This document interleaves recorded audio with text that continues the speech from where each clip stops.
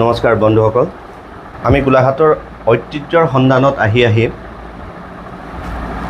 আহোম যুগৰ ৰাজত্বকালৰ সময়ত গঢ় লৈ উঠা এখন আন্তঃৰাষ্ট্ৰীয় বজাৰস্থলীত উপস্থিত হৈছোঁহি। এই ঠাইখনত আহোম ৰাজত্বকালৰ সময়ত এখন ইণ্টাৰনেশ্যনেল মাৰ্কেট গঢ় লৈ উঠিছিলে। এই আন্তঃৰাষ্ট্ৰীয় বজাৰ খ্যাত ঠাইখন গোলাঘাটৰ পৰা পূব দিশত অৱস্থিত।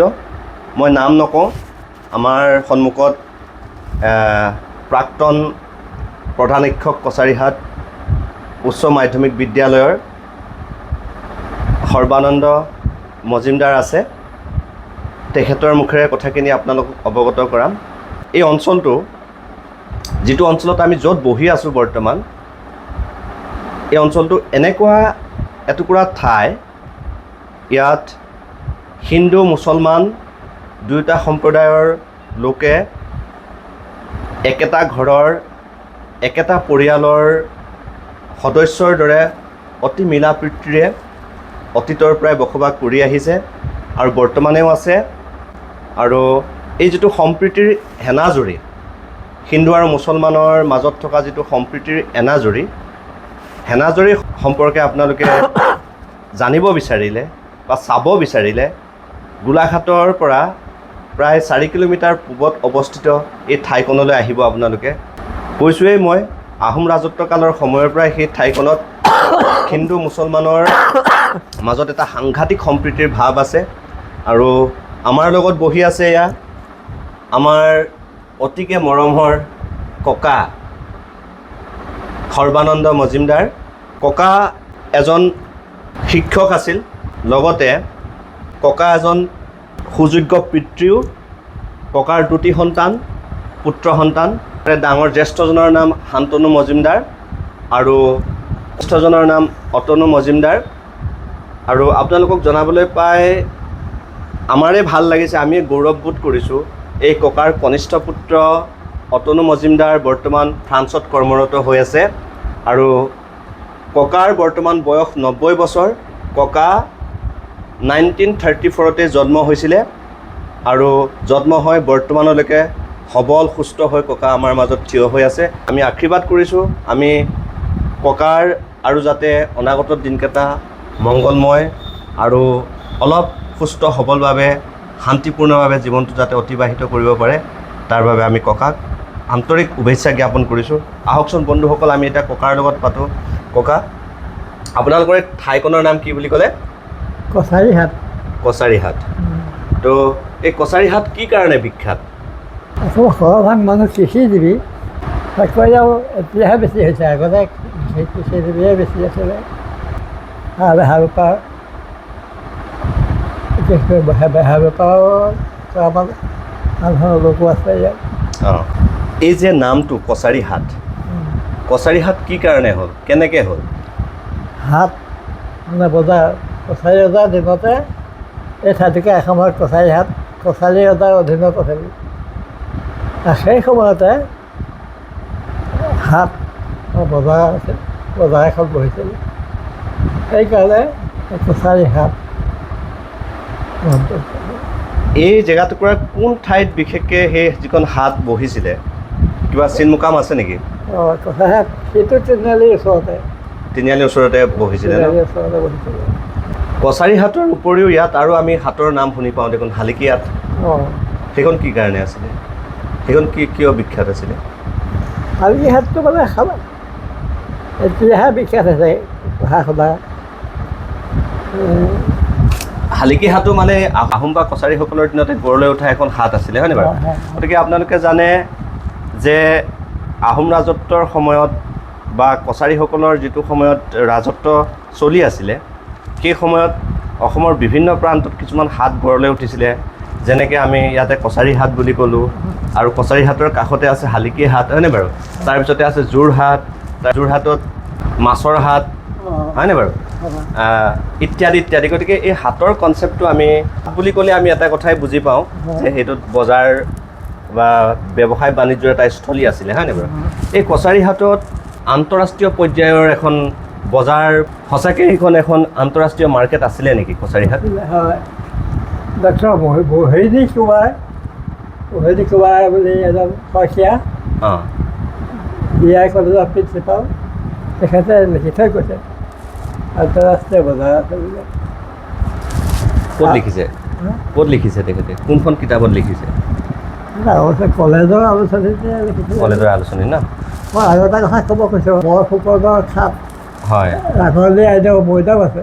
হয় ৰাঘৱলী আইদেউ মৈদাম 1 কিলোমিটাৰ দূৰতে আছে। অঁ গতিকে বন্ধুসকল, আমাৰ গোলাঘাট দেৱৰাজ ৰয় মহাবিদ্যালয়ৰ যিজন প্ৰাক্তন অধ্যক্ষ, গোলাঘাট বাণিজ্য মহাবিদ্যালয় স্বায়ত্তশাসিত মহাবিদ্যালয়ৰো তেওঁ প্ৰতিষ্ঠাপক আছিলে মোহিনী কুমাৰ শইকীয়া। গতিকে এই মোহিনী কুমাৰ শইকীয়াই তেখেতৰ কোনো প্ৰবন্ধত ককাই কৈছে যে এই কছাৰীহাট এখন আন্তঃৰাষ্ট্ৰীয় বজাৰ আছিলে বুলি ক'ব বিচাৰিছে বা তেখেতৰ কথাটো মনত পেলাইছে। আৰু এই কছাৰীহাটত আচলতে নাগালেণ্ডৰ পৰা যিসকল নগা ব্যক্তি ইয়ালৈ নামি আহিছিলে, হয়নে? অকালিয়েদি আহি নগাসকলে এই ভৈয়ামলৈ নামি আহিছিলে।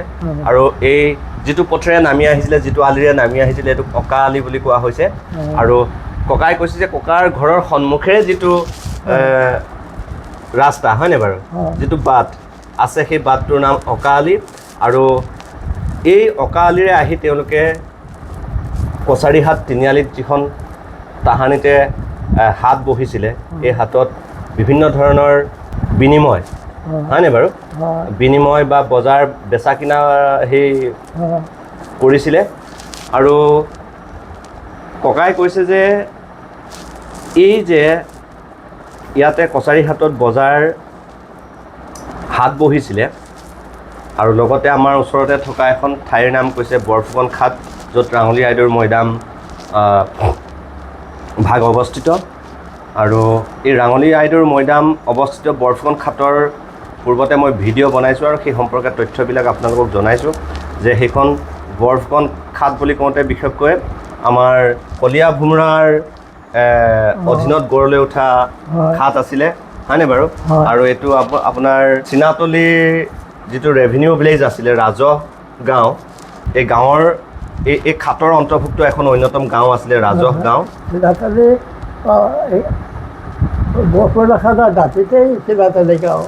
অৱস্থিত, হয়নে বাৰু? এই খাট যথেষ্ট ডাঙৰ খাট আছিলে। বৰফুকন খাটৰ একদম সমীপতে কছাৰীহাট অৱস্থিত। আৰু কছাৰীহাটৰ এই জেগাটুকুৰাত, এই ঠাইকণত আমি কৈছোঁৱেই যে আহোমৰ ৰাজত্বৰ সময়ত বা কছাৰীসকলে যি সময়ত শাসন কৰি আছিলে ইয়াতে, কৈছে পিছলৈ কছাৰীসকলক ইয়াৰ পৰা আঁতৰাই পঠিয়াবলৈ মানে বাধ্য কৰাইছে আহোম ৰজাসকলে, হয়নে বাৰু?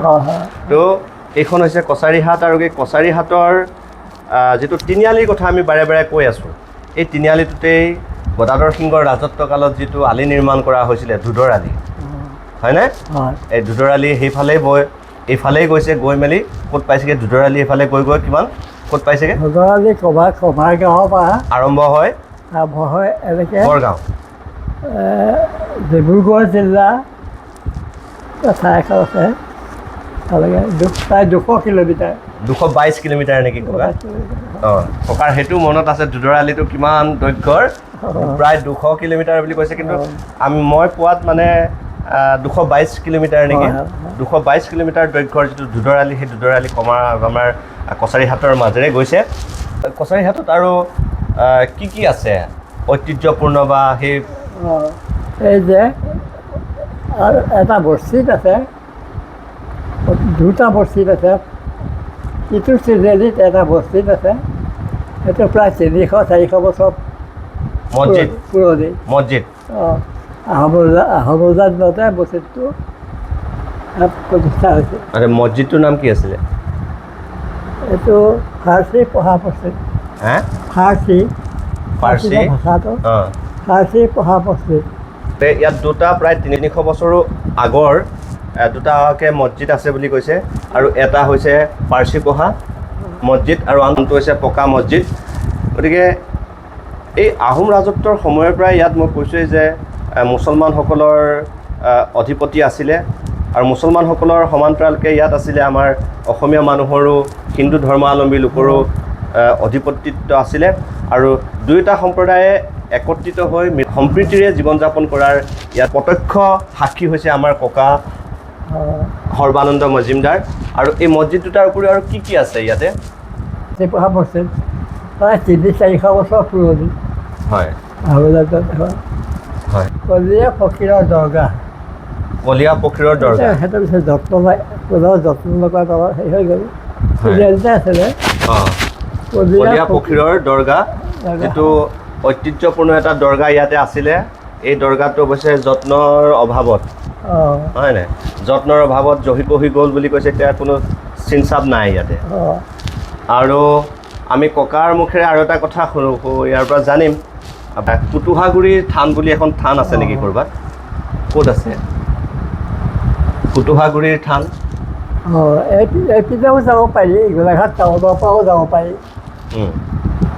গোলাঘাট টাউনৰ পৰা ঠাইটোৰ নামটো মই পাহৰিছোঁ।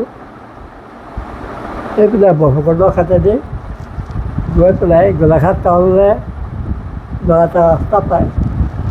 এইখিনিতে য'ত লাগিছেগৈ তাতেই মানে কুটুহাগুৰি থান আছে। এই থানখন কিয় বিখ্যাত? তাৰমানে পূজা পাতল কৰে, মূৰ্তি পূজা কৰে, এটা মূৰ্তি আছে।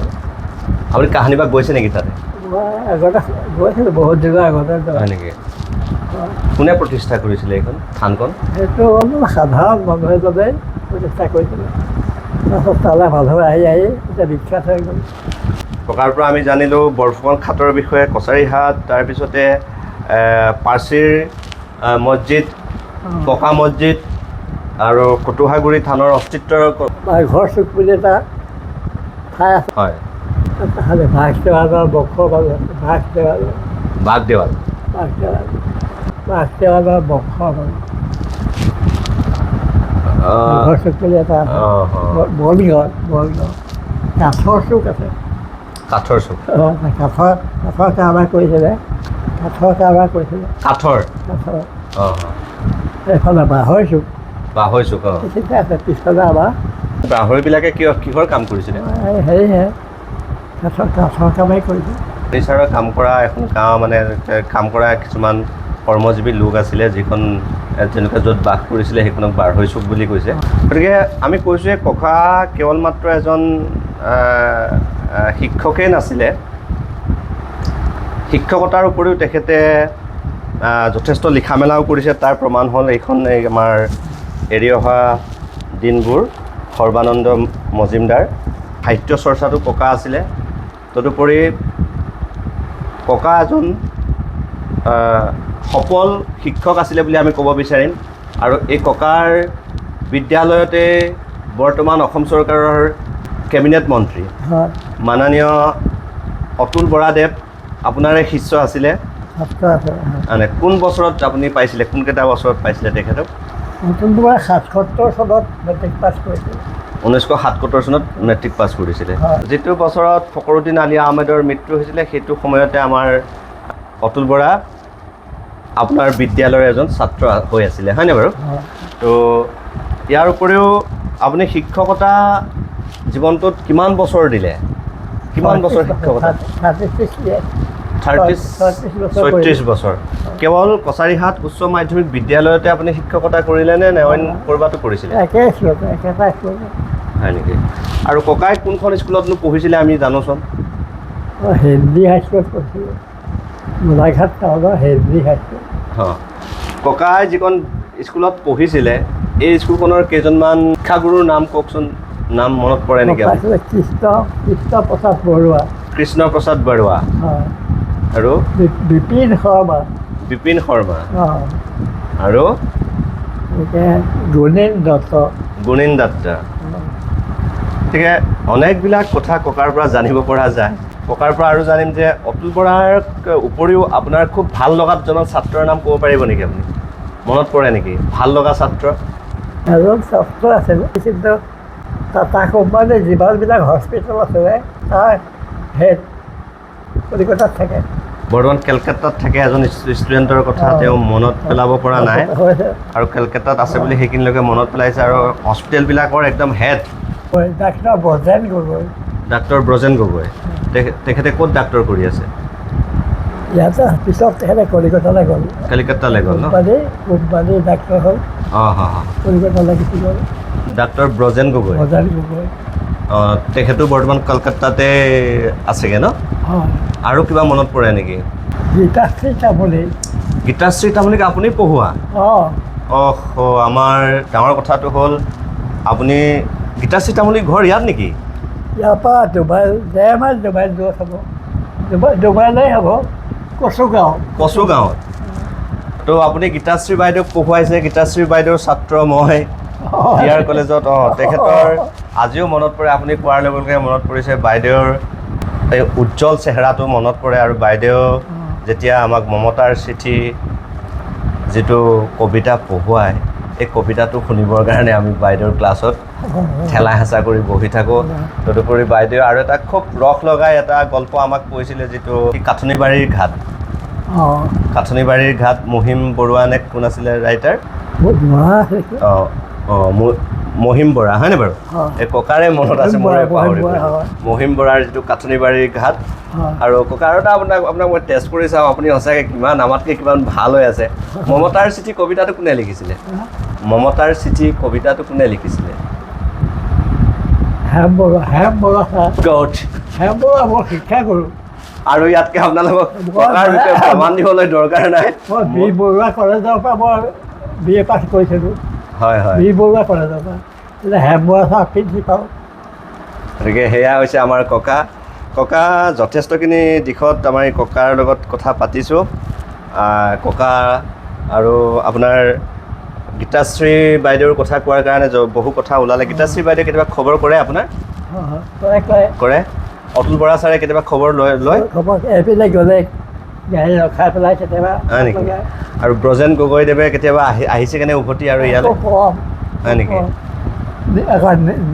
নিৰ্মল প্ৰভা বাইদেউ যে নিৰ্মল প্ৰভা বৰদলৈ মই শিক্ষাত তেখেতে বি বৰুৱা কলেজত পঢ়ুৱাইছিলোঁ মই তেখেতৰ ছাত্ৰ নিৰ্মল প্ৰভা বৰদলৈ নিৰ্মল প্ৰভা বৰদলৈৰ ছাত্ৰ আছিলোঁ বুলি কৈছে গতিকে ককাৰ লগত কথা পাতি অন্ত নহয় ককা আপুনি শিক্ষকতা কৰি খুব সন্তুষ্টি নে ইমান দিনে যে শিক্ষকতা কৰিলে আপুনি একদম সন্তুষ্ট নে সন্তুষ্ট হয় আৰু এতিয়াও যদি কোনোবা পঢ়ুৱাব নেকি আপুনি এতিয়াও যদি কোনোবা ছাত্ৰ আহি আপোনাক যদি পঢ়ুৱাবলৈ কয় পঢ়ুৱাব মন যায় নেকি এতিয়া সেইটো মুড নাই এতিয়া নাই ন পঢ়ুৱাৰ মুড নাই আপোনাৰ জীৱনত খুব ভাল লগা গ্ৰন্থ এখনৰ নাম ক'ব নেকি আপুনি পঢ়া গ্ৰন্থবিলাকৰ ভিতৰত খুব ভাল লগা গ্ৰন্থ এখনৰ নাম ক'ব নেকি আনন্দমঠ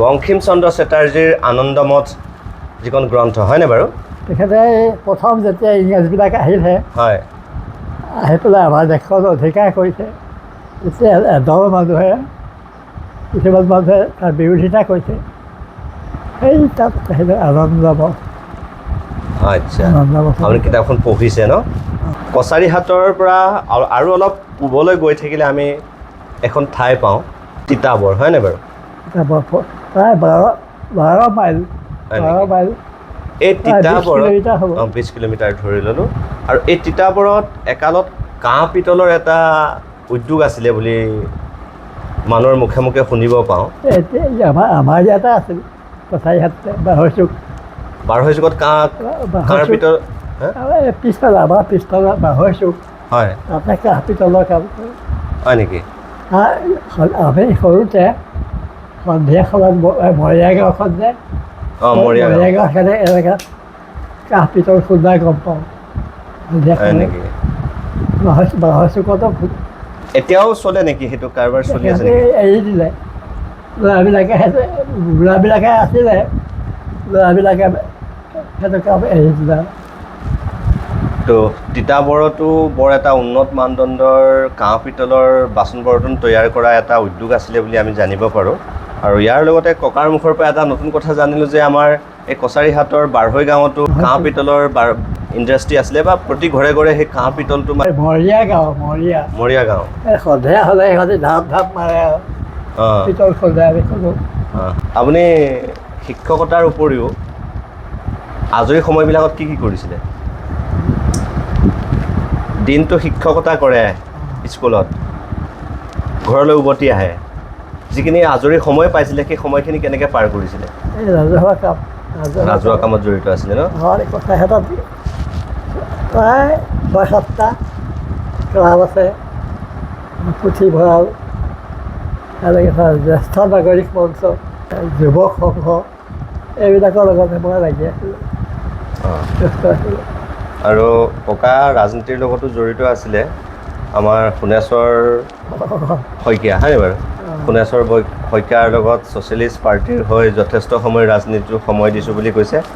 আৰু সেই সূত্ৰেই ককাই যিখন আমাৰ ফখৰুদ্দিন আলি আহমেদৰ সুৰক্ষা সমিতিৰ সভাপতিৰ দায়িত্বত আছিলে। এই সুৰক্ষা সমিতিৰ দায়িত্বত থাকি ফখৰুদ্দিন আলি আহমেদৰ স্মৃতিৰ সৌধ আৰু এখন মহাবিদ্যালয় প্ৰতিষ্ঠাৰ বাবে, ৰেচিডেঞ্চিয়েল মহাবিদ্যালয় প্ৰতিষ্ঠাৰ বাবে যথেষ্টখিনি প্ৰচেষ্টা হাতত লৈছিলে, যদিও সেয়া সফল হৈ নুঠিলে। কছাৰীহাট কলেজ যে মই তাৰ সভাপতি। বৰ্তমান কছাৰীহাট কলেজৰো তেখেত এতিয়া সভাপতি হৈ আছে। গতিকে এইজনে আমাৰ ককা, এজন তৰুণ মনৰ ককা, সৰ্বানন্দ, সদায় যি আনন্দত থাকে, সৰ্বানন্দ, হয়নে বাৰু? আৰু সৰ্বানন্দ মজুমদাৰ। বহু কথা পাতিলোঁ ককাৰ লগত, ককাৰ সুস্বাস্থ্য কামনা কৰিলোঁ। আপুনি শতবৰ্ষ গঢ়ক তাৰ শুভেচ্ছা জ্ঞাপন কৰিলোঁ। আৰু আমি যদি পুনৰ সময় পাওঁ, সুবিধা পাওঁ, আপোনাৰ ওচৰত পুনৰ আহি এনেকৈ অলপ আমনি কৰিম, কথা পাতিম। আপোনাৰ যিটো চিৰ তৰুণ মন, সেই মনটোৱে আমাক সঁচাকৈ আনন্দিত কৰিছে। আৰু আপোনাৰ দৰে দীৰ্ঘজীৱী হোৱাৰ যিটো সপোন আমাৰো মনত জাগ্ৰত হৈছে, এইটো সপোন। ধন্যবাদ। আৰু এই গোটেই সেই ভিডিঅ'টো কৰি আমাক ককা আৰু মোৰ মাজত যিখিনি বাৰ্তাৰ যিটো ভিডিঅ'গ্ৰাফী কৰি দিছে অংকিত বুঢ়াগোহাঁয়ে। গতিকে এইখিনিতে অংকিত বুঢ়াগোহাঁইকো মই আন্তৰিক ধন্যবাদ জ্ঞাপন কৰিছোঁ।